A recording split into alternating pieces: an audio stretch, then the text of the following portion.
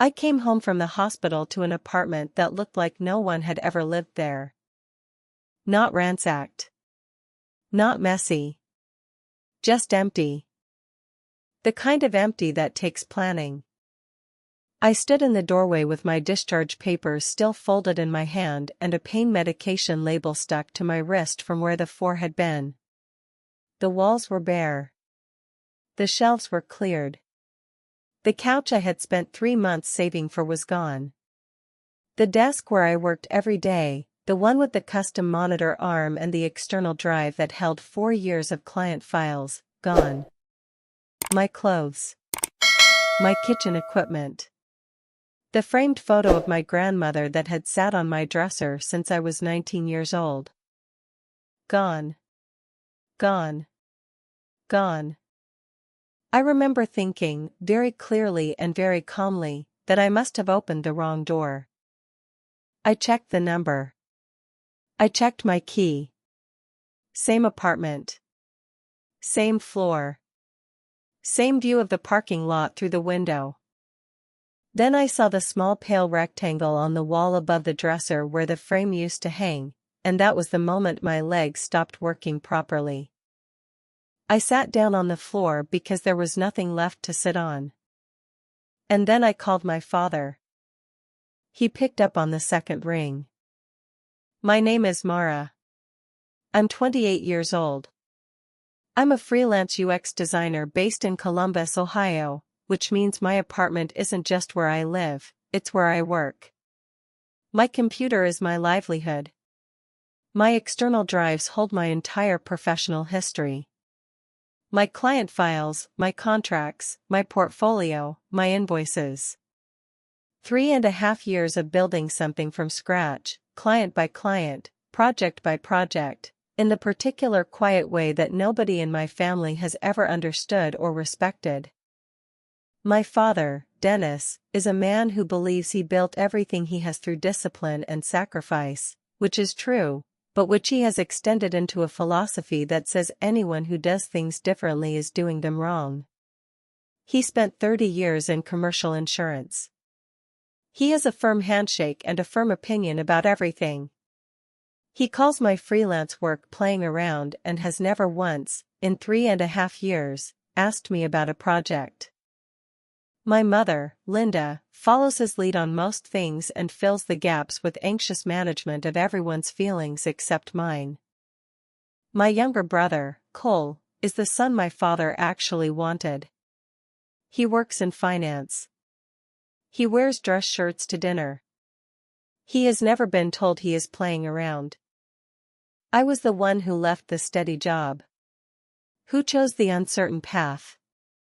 Who rented her own apartment in a city an hour from her parents and built something without asking for anyone's approval. That, apparently, was enough of an offense to justify what they did while I was in the hospital. The surgery wasn't supposed to be an emergency. It started as routine monitoring for an ovarian cyst that had been on my radar for 8 months. My gynecologist had been watching it, measuring it at each visit, telling me to flag any change in symptoms immediately. The change came on a Thursday morning in November. By Thursday afternoon, I was in the ER. By Thursday night, I was in surgery. My father was listed as an emergency contact on my hospital forms from a previous visit 2 years earlier, when I had still been on my parents' insurance plan. I had never updated it. I didn't think it mattered. It mattered. He was called when I went into emergency surgery. He and my mother drove to Columbus. They sat in the waiting room, apparently, while surgeons removed a cyst that had ruptured and was causing internal bleeding that the on-call team needed to stop before it became something worse. They were there when I woke up. My father held my hand. My mother cried a little. They said they were so relieved. They said they had been terrified. My father told me I needed to stop living so far from family, that something like this proved how important it was to be close to people who could help you. I was groggy and grateful and genuinely moved. That should have been where it ended. Instead, that was where it began. They stayed at a hotel nearby for 2 nights. I was in the hospital for 3. When I was discharged on a Sunday afternoon, my mother hugged me for a long time and said she was so glad I was okay. My father helped me to the car. He drove me back to my building. He carried my bag to the elevator. At the door, he handed me my keys and said to call if I needed anything. He didn't come inside. I didn't notice anything wrong from the doorway. The light was off. The curtains were closed. I was tired and sore and moving slowly. I didn't register the silence the way I would have if I'd been paying full attention. I went straight to the bedroom to lie down. The bed was still there. That was the one thing they had left, and I have never been able to figure out if that was intentional or if they simply ran out of room in whatever vehicle they used. I slept for 4 hours. When I woke up and walked into the living room and finally saw the full shape of what had happened, I stood there for a long time before my brain caught up with my eyes. Then I called my father. He answered on the second ring. I said, "Where is everything?" A pause. Just long enough to tell me he had been expecting this call. He said, "Mara, you need to listen to me calmly." And that was when I understood that whatever he was about to say had already been rehearsed. He said they had made a decision while I was in the hospital. He said they had been worried about me for a long time. He said my lifestyle wasn't sustainable. He said the freelance work was precarious, the apartment was expensive for someone with an inconsistent income, and that a health crisis like this was exactly the kind of thing that proved a person needed stability and family close by. He said they had moved my things. Not stolen. Not taken. Moved.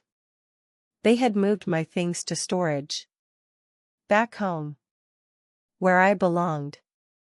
He said my landlord had agreed to release me from my lease early because the family had explained the situation. He said they had arranged everything. He said I was going to come home and get back on my feet properly and stop pretending I was fine when clearly I was not. I stood in the middle of my empty apartment and listened to my father explain that he had dismantled my life on my behalf. I asked about my computer. My work equipment. He said it was all in storage. I asked about my client files. My projects. The drives. He said he had taken everything. It was all safe. I asked about my grandmother's photo. The jewelry box on my dresser. The personal items. A slightly longer pause. He said they might have donated some things. Things that looked like they weren't needed. They hadn't gone through everything carefully. They had been moving fast. My stomach dropped through the floor. I asked who had a key to my apartment. He said I had given my mother a spare key 2 years ago for emergencies. I had. For emergencies. I had given it to her for emergencies. I called my landlord from the empty kitchen floor. He was apologetic in the way people are when they know they did something wrong but convinced themselves it was reasonable in the moment. He said my father had come to the office with my mother and a man he introduced as a family attorney.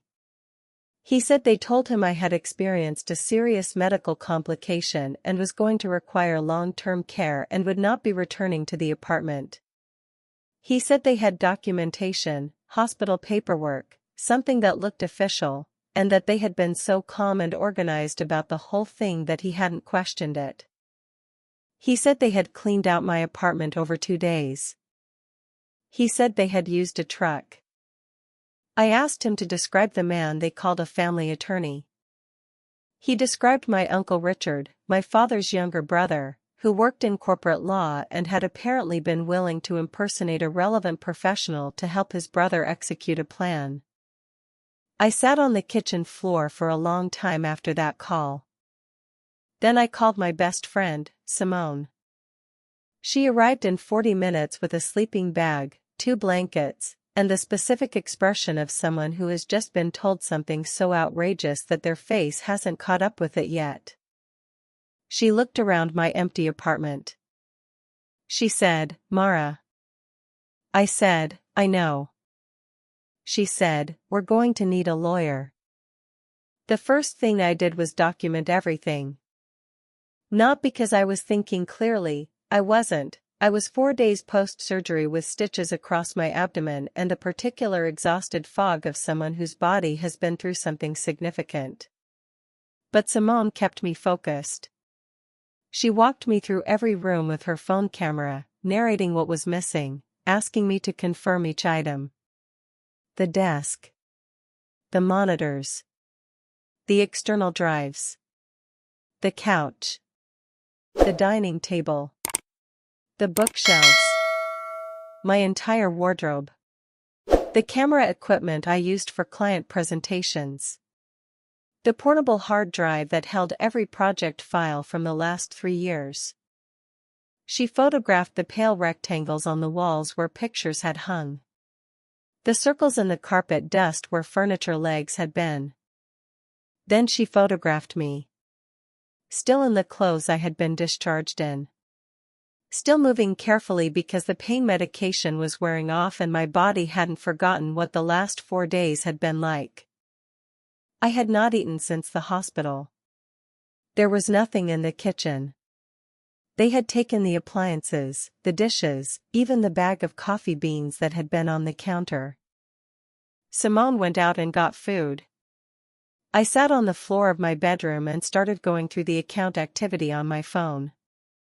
That was when I found the second betrayal. My parents had not just taken my physical belongings.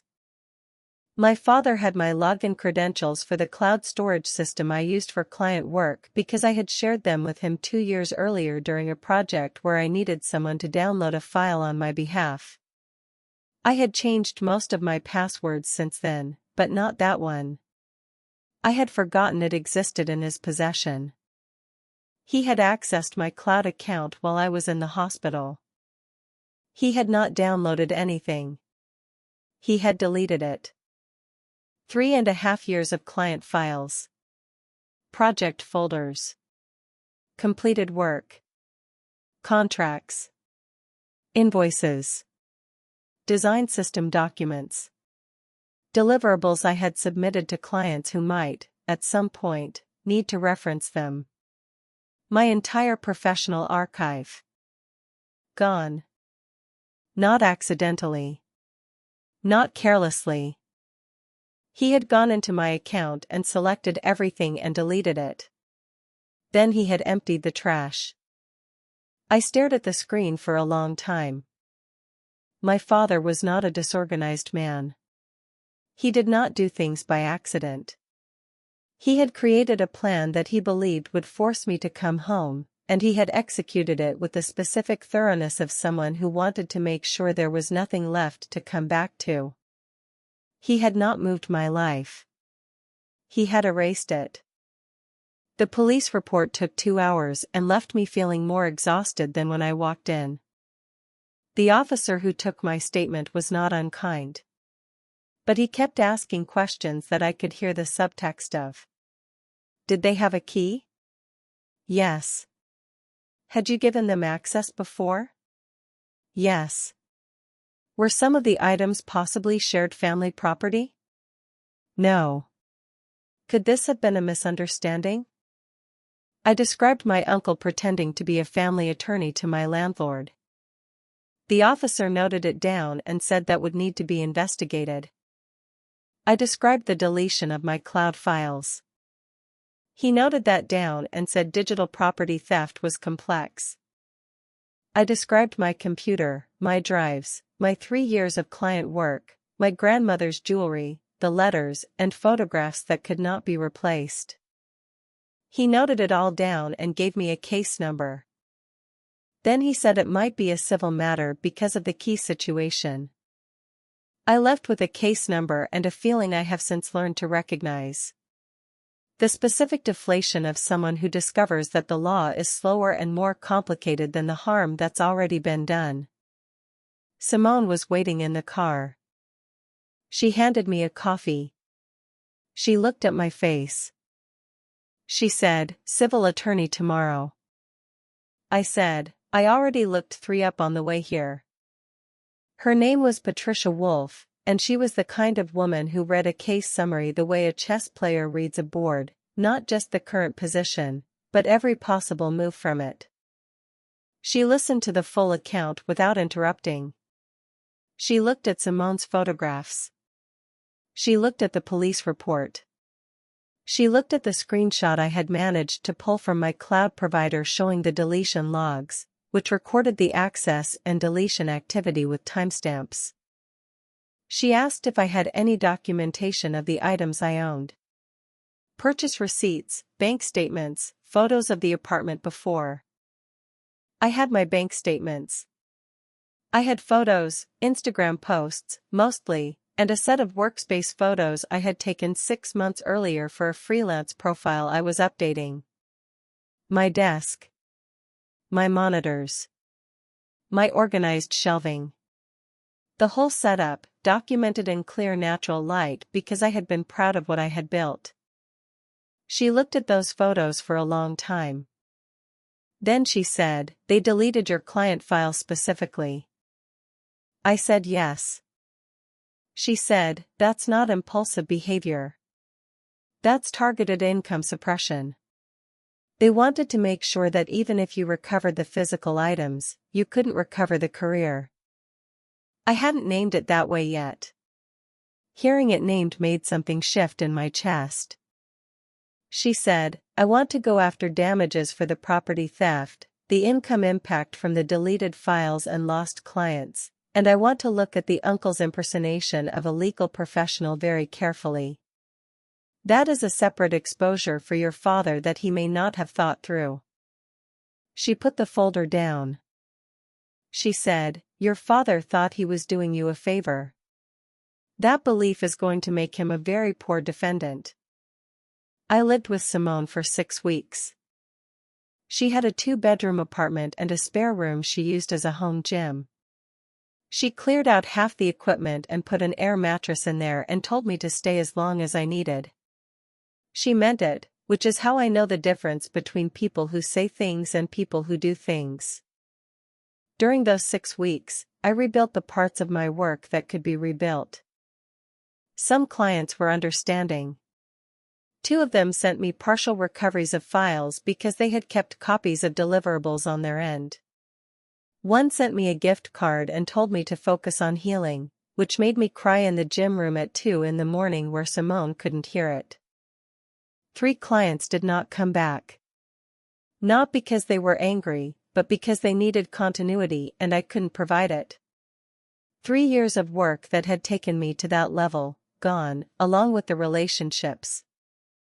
I kept a running document of every loss. Not for emotional processing. For Patricia. Every client hour I had to redo without pay.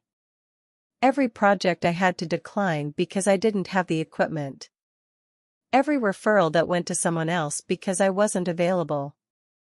Every piece of software I had to relicense. Every peripheral I had to repurchase. By the time Patricia filed the civil suit, the documented losses were north of $60,000. My father, when served, called me for the first time since the apartment. He didn't apologize. I want to be very clear about that. He called to explain. He said he had done what any father would do when his daughter's life was falling apart. He said the health crisis had scared him, and fear makes people act imperfectly.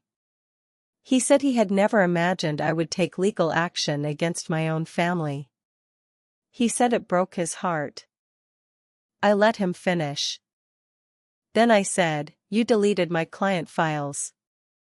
He said the cloud thing had been an accident.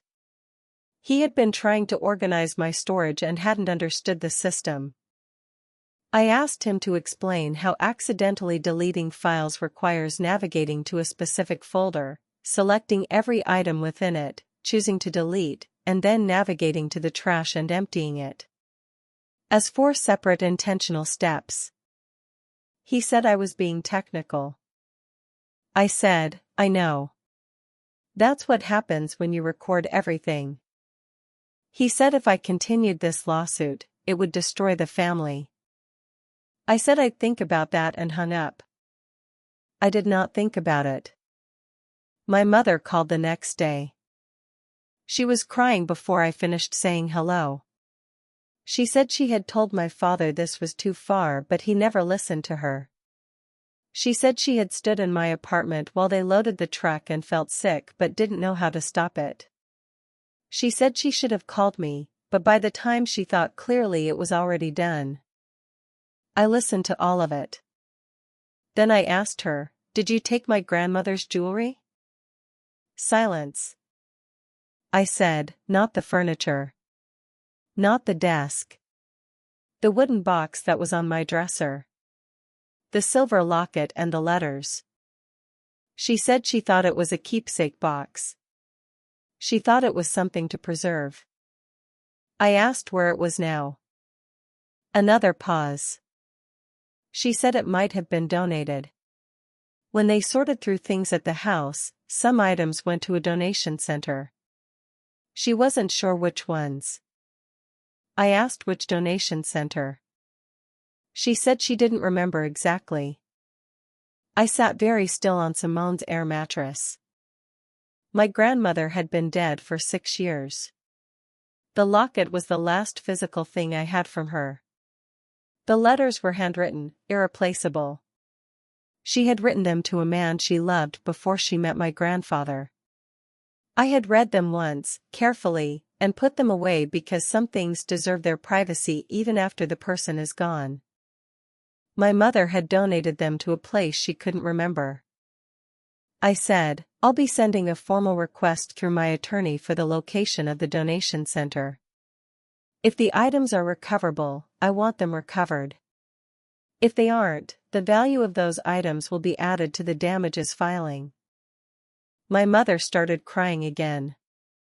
I said, "Mom, I love you. But love is not a reason to accept this." Then I ended the call and went back to work. Cole, my brother, came to Simone's apartment 3 weeks into the lawsuit. He texted first, which I gave him credit for. He asked if he could come talk to me.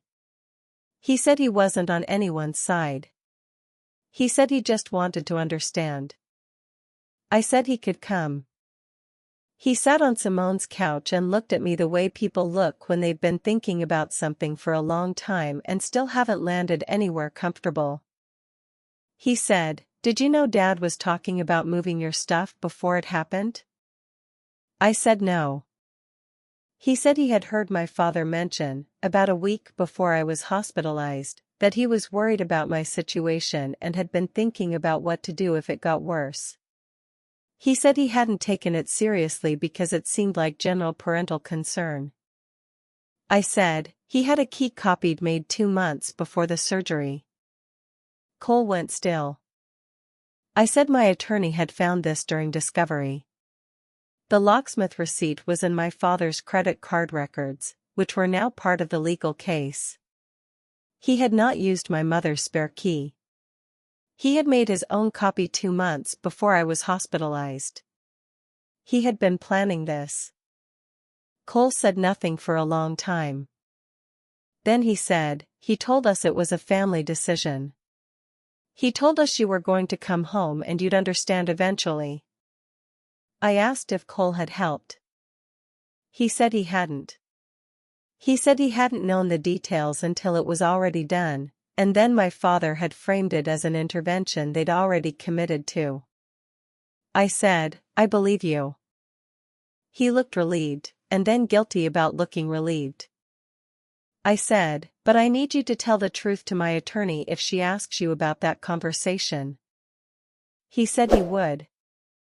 That was the moment the case shifted. Not dramatically. Not with a single revelation. Just with one more honest voice added to the record. The deposition was the part my father had not prepared for. He had prepared for an emotional daughter. He had prepared for accusations he could rebut with fatherly concern. He had prepared to be misunderstood and to weather it. He had not prepared for Patricia Wolfe.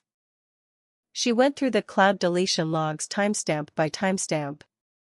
She asked him to explain each navigation step. She asked him to explain the specific sequence of actions that constituted an accidental deletion. She asked him to explain why he had not, at any point during the 2 days they were clearing my apartment, called me to inform me of what was happening. He said I had been in the hospital and he hadn't wanted to stress me. She asked if he had called me after I was discharged. He said yes. He had driven me home. She asked if he had told me at any point during that drive, or while helping me to the elevator, or while handing me my keys at the door, that my apartment had been cleared out. He said he had planned to explain when I was ready.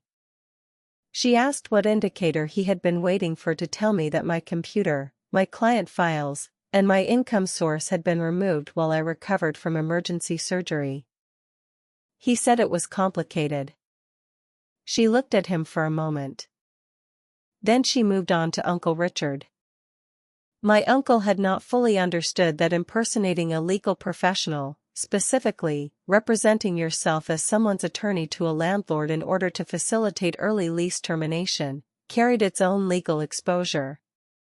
My father had apparently told him it was just a way to speed up a conversation that the landlord was being slow about. He had framed it as a minor social facilitation, not a legal issue. Patricia had a different framing. Richard retained his own attorney within a week of the deposition. His attorney and Patricia had several conversations.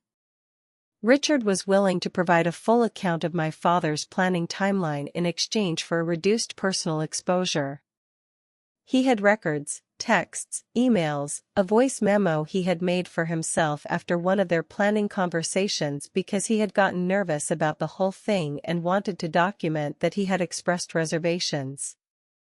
My father had sent my uncle a text, 6 days before I was hospitalized, that read, "If something happens and we have to move fast, I need you ready to handle the lease." 6 days before my emergency surgery. He had been monitoring my situation and preparing for an opportunity. When Patricia showed me that text, I sat with it for a long time. Not because it surprised me, exactly. By then I had assembled enough pieces to understand that my father's intervention had not been impulsive grief transformed into action. It had been a plan that the surgery had accelerated. But seeing it in a text message made it concrete in a way that was difficult. He had looked at my life and decided it was his to dismantle. And he had made preparations. The settlement conversation started 8 months after Patricia filed the initial case. My father's attorney reached out. The cloud deletion evidence was damaging. The landlord's statement was damaging. Cole's account of the pre-surgery conversation was damaging. Richard's full cooperation was very damaging. And the documented income losses, 3 clients, 6 weeks of reconstructed work, equipment replacement, software relicensing, had a number attached to them that my father apparently found alarming when he saw it in a formal filing. I did not rush toward settlement. This is the part people sometimes don't understand about what I did next. They expect rage, or triumph, or some dramatic gesture. What I actually did was mostly paperwork. I kept records. I answered Patricia's questions clearly and consistently. I continued rebuilding my work in the background. I did not call my father. I did not engage with the family pressure that came through various channels telling me to be reasonable. I waited. My grandmother used to say patience was not a personality trait. It was a skill you practiced until it became stronger than the urge to react. She had practiced it for 81 years. I was 28 and learning. The calls from extended family started about 4 months in. An aunt said my father wasn't sleeping. A cousin said my mother had lost weight. Another relative said I needed to consider what this was doing to the family as a whole. I listened to all of it. Then I said the same thing each time: I am open to resolution. My attorney has contact information for his attorney. That channel exists. Nobody wanted to use the channel. They wanted me to call my father directly, to talk it through, to find some human middle ground outside the legal process where my father could explain himself without documentation and I could agree to something without it being official. I understood why they wanted that. It was more comfortable. Comfortable was not something I had been offered when I came home from the hospital to an empty apartment with hospital tape still on my arm. The settlement was finalized on a gray Thursday in October, almost exactly 11 months after I had stood in my empty living room and sat down on the floor because my legs stopped working. $63,400. Property replacement, documented income loss, damages for the deleted files, and a portion of legal fees. My father did not shake my hand. His attorney and Patricia handled the documentation. I signed in a conference room with Simone sitting beside me because she had asked to be there and I had said yes immediately. When it was done, Patricia walked me out to the elevator. She said, "What are you going to do first?" I said I was going to go buy a desk. She smiled and said that was a good answer. I did not speak to my father for a long time after the settlement. Not out of ongoing anger. Not as a punishment. But because I had realized, somewhere in the middle of 11 months of legal process, that the relationship we'd had before any of this happened had already been built on something I had been accepting without examining. My father had always treated my life as a problem he was managing. My choices as errors he was tolerating. My independence as a phase he was waiting for me to outgrow. The apartment emptying was extreme. It was illegal. It required planning and execution and deliberate deception. But it was also, in a terrible and clarifying way, just the most honest expression of something he had believed for years. He thought my life was his to make decisions about. He had finally acted on it. I could address the legal harm. I could rebuild the material losses. But I couldn't repair a relationship by pretending the belief at the center of it had changed just because consequences had arrived. My brother Cole apologized, specifically and without conditions, about 4 months after the settlement. Not for what he'd done, because he had genuinely not been involved in the planning or execution. But for the years before it. For not pushing back when my father dismissed my work in front of him. For not asking, in the aftermath, whether I was okay before he asked whether I was going to make things difficult. For the particular fraternal passivity of someone who benefited from staying on the right side of our father and had never examined what that cost other people. He said he was sorry. He said he meant it. He said he wanted to actually know me if that was still possible. I said it was. We're careful with each other now. Honest in a way we never were before. It's not the sibling relationship I might have wanted at 28, but it's a real one. I'll take real. My mother and I speak occasionally. She is trying, in the specific way of someone who spent too many years managing a difficult man's moods and isn't fully sure who she is outside that dynamic. I am patient with her trying. I am also honest about my limits. It's slow. It's imperfect. It's the closest to true that we've ever been. My father sent me a card at Christmas. It had a short message inside. It said he had been thinking about what he had done and was sorry for the harm he caused. It said he knew sorry wasn't enough. It said he hoped I was well. I read it twice. Then I put it on my desk where I could see it, not as a reminder of the harm, but as evidence that even the most calcified people can sometimes, late and badly dressed, begin to understand what they cost other people. I have not called him. I'm not ready. I don't know if ready is the right frame. What I know is that I'm not waiting for his understanding to feel whole. I made that mistake for too many years. My new apartment is in the same part of Columbus. Different building, different floor.